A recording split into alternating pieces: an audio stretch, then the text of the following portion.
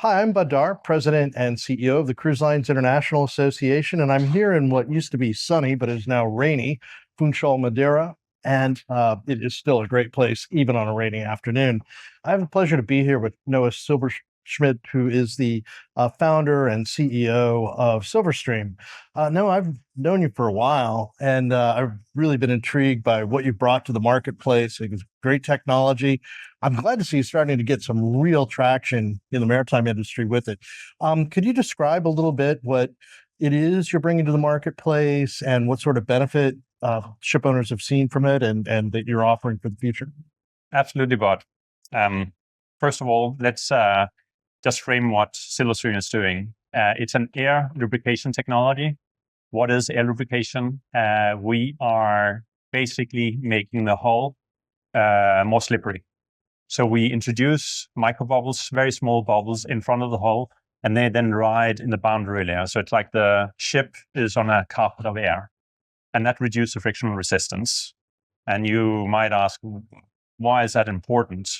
About 50% of the propulsion power on any big commercial ship is actually taken by the resistance of the water.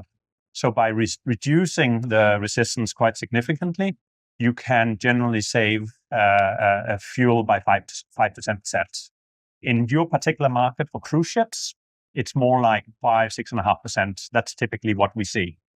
Well, that's really an enormous contribution in fuel savings, but it's emission savings that go with that as well, right? We're not using fuel in the first place. The ships are actually using quite a lot of fuel in the first place. And of course, the industry is trying to save as much as possible. And we are just one little part of the puzzle in how the industry can save fuel. The industry needs a lot of fuel savings technologies, but us alone in the EET space have been able to gain quite a lot of momentum because of what we're saving.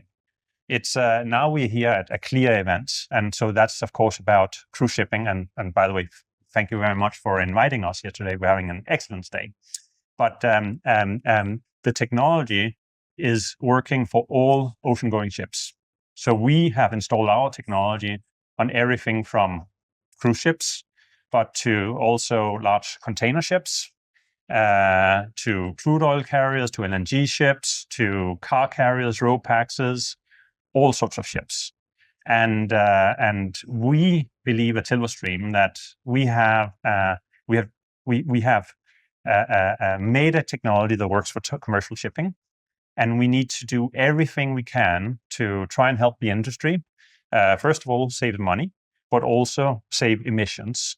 Because don't forget that the cheapest fuel is a fuel we don't use. And 1 ton of regular fuel will typically save 3.2 tons of CO2. So that's very important. Well, you've recently gotten some formal recognition, and I think you deserve it. And I think it's really great how you've started to see a lot of uptake. In my old high-end sailing days, back when I was more fit and younger, there was air lubrication used in the America's Cup for a while, but I don't think the whole configuration was quite right to make it work. Is that one of the factors that determines how successful the application is? Absolutely, Bob. Sorry for interrupting that. Yeah, I'm just very eager to be able to talk about air lubrication. Ideally, you have a ship with a large flat bottom, and the larger the flat bottom, the longer the air bubbles will stay in the boundary layer and reduce the frictional resistance. Typically, the ships we get involved with are the ships then that have a high fuel consumption. And what ships are those? Those are typically the ones that are going relatively fast, or the ships that have a very high utility rate. Sounds very well suited to the cruise market. I trust you're having some success there. I know you are, actually. And then when it comes to overall, I mean, how many installations do you have on board now? And then have you come up with a good retrofit solution as well? So it's both existing ships and new ships? Thank you for asking. So currently we have 152 ships in the water sailing with our system, and we have more than 250 orders in total.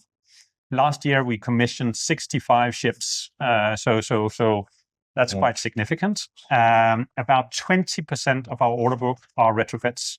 So yes, we very much also do retrofits. In fact, the first cruise ship installation, it's a cruise ship commercial installation we did back in 2016 for Princess Cruises, was in fact a retrofit installation.